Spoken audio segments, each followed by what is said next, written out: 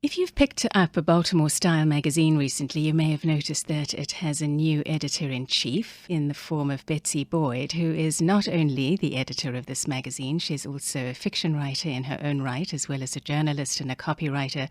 She also somehow manages to find time to be a faculty member in the Creative Writing and Publishing Arts MFA program at the University of Baltimore.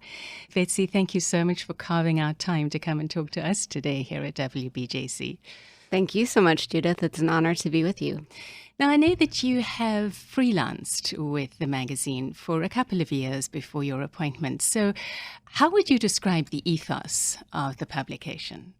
I think of Baltimore Style as a magazine that does, and has done for more than 2 decades, a stellar job of telling the story of Baltimore's culture. We are very interested in the characters alive and active in Baltimore, the clothes that they wear, the art that they make, and how they rev the economy, how they affect us politically. When I look over some of my favorite stories from former styles before I was even there 2 years ago, the profile of Katie O'Malley, for example, jumps to mind. I think we have branded ourselves as a magazine that honors the people of our city and our region. So somebody with your background is certainly going to bring something that is quite specific to this. And I'm thinking back to the poetry reading that you hosted at the Ivy just recently. And I'm interested in that direction. If you feel that there is place for perhaps just a touch of gravitas in a magazine like this. Yeah, I think there certainly is. And I think because idiosyncratically, I know so many writers and artists in town and have known them for more than a decade myself, I want to bring all of these talents into brighter light in our magazine. So I certainly want to do more of things like poetry in style, memoir in style, rather than just having standard columnists as we once did. I want to have memoir pieces in almost every issue by different people. During my time as a senior editor, a freelance senior editor, we began to run fiction in style for the first time. I think it was successful, and I think we can only make it better. So yes, more arts. So as we're speaking about the people of Baltimore and their stories, how on earth do you manage to juggle this profile?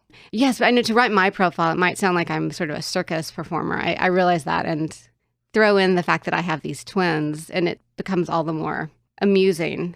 However, the truth is, everyone is working with me generously so that I can do several things. I work at UB 2 nights a week, and I've taught for more than 10 years. I feel that I have a rhythm with teaching, and it's an important part of my existence. So it comes easily at this point. I'm lucky.